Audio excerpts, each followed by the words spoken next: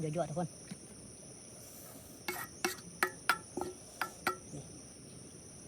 งัวหน่อยเกลือต้มคนมากทุกคน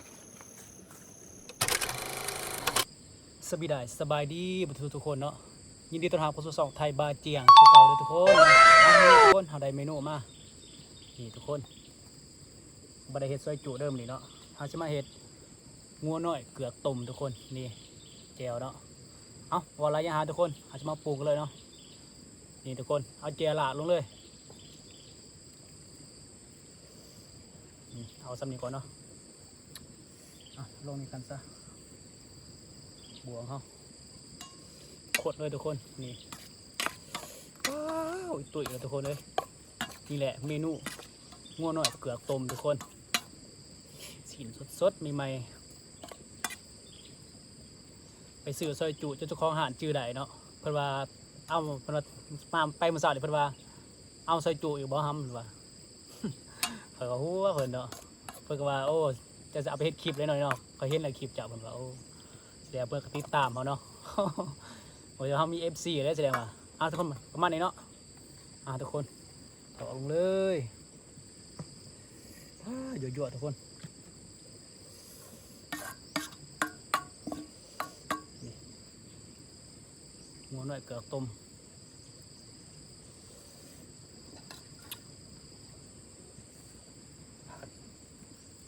มีพักด้วยทุกคนนี่พักเขา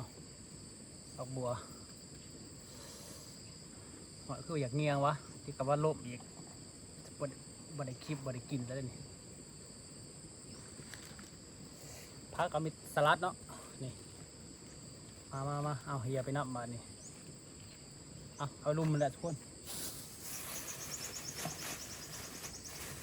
มาแสบๆเหมือนกันเด้อพี่น้องเด้อพริกเขือกับมีขาแต่หมากลิ้นใหม่เนาะนี่อยู่บ่ได้เก็บมาทุกคนเปล่าแห้งมือนี่ทีเดียวไว้นี่เด้อทุกคนเด้อเรื่องของเขาเนี้ยโอ้บาทนี่ตายแล้วได้จะกินแสบๆนะบอกไปยังเนาะบ่มีเขาเนี้ยกับบ่กินทุกคนมานี่มีซีดมีสไปายาน่ากระตับเนาะแสบๆเหมือนกันเด้อเป็นสูตรทุกคนเนาะ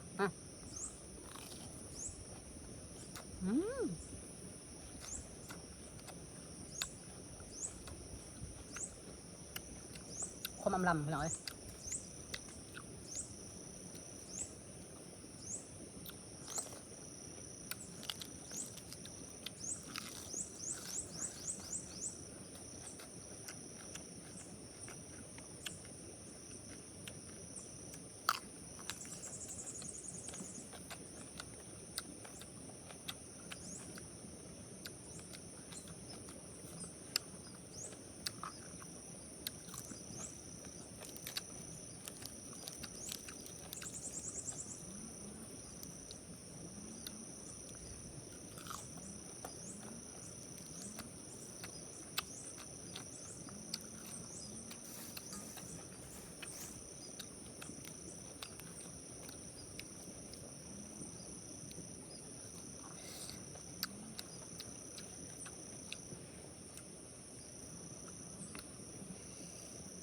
ต่างใจกินนะบัดนี้เนาะบ่ว่าหรอกผัดเข้ากันทุกคนที่โต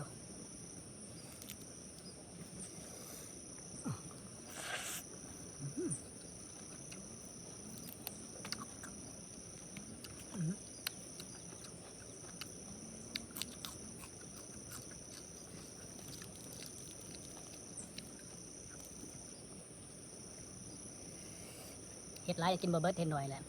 จำพอดีแสบเนาะ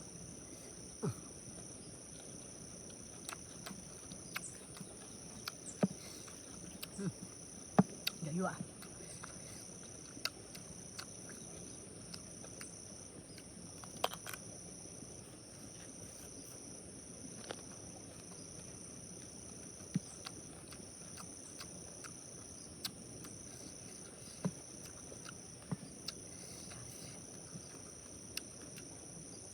ขอโทษขออภัยคนที่บ่กินเนาะมันไปยังเนาะของกินคือกับผู้มักเด้อทุกคนเด้อบ่ว่ากันเนาะกินคือกับผู้มักของมักคือกับผู้กินเนาะแสบคนละแบบ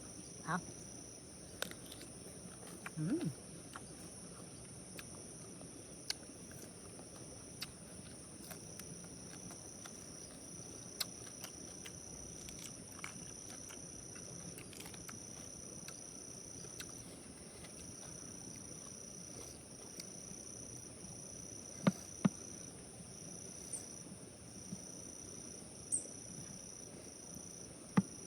หวังว่ามีคนมาที่เราจะอัดคลิปเนาะเคสเตอร์มือใหม่อย่างน่าอายเนาะ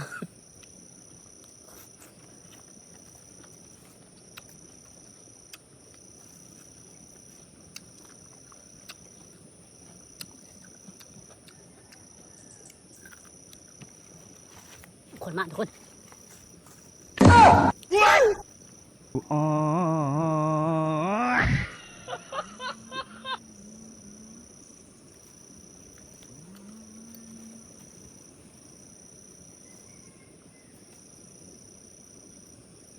เลี้ยงขวยวะ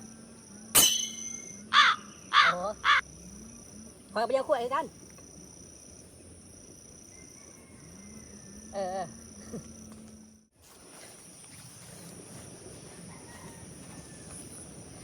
มาทุกคนมาต่อเขามาเลี้ยงขวายเนาะรู้จักกันแหละอยู่บ้านเพิ่นก็มาเลี้ยงขวายเขาก็มาเลี้ยงขวายเพิ่นมาจอไว้เฮ็ดคลิปเนาะเพิ่นมันหยอกก็ได้เพิ่นเอามาต่อเปียกเอาเฮ้ยตายแล้วไปกินบ่แบบบ่มีความสุขเลยบ้านตะแวงไปน้ำเนาะทุกคนทำหวานๆเด้อทุกคนเด้อ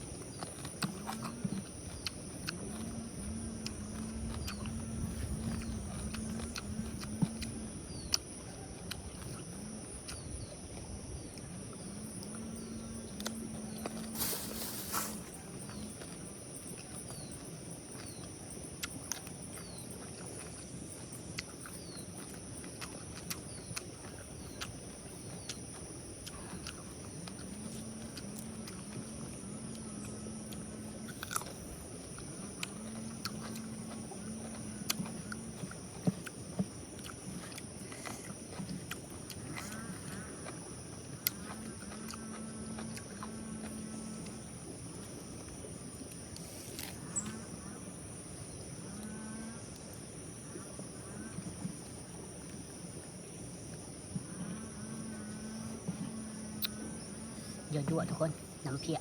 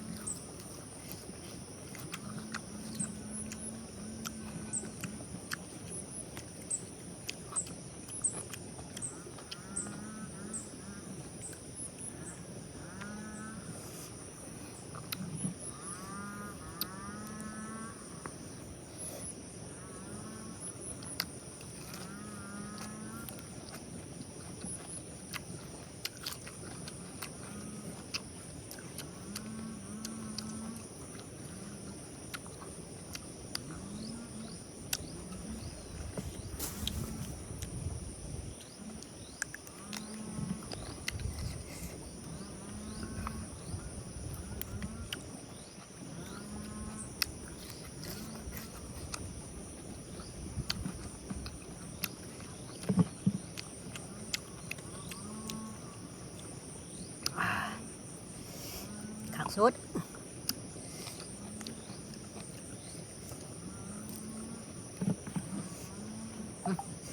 คำยังไงเลยทุกคน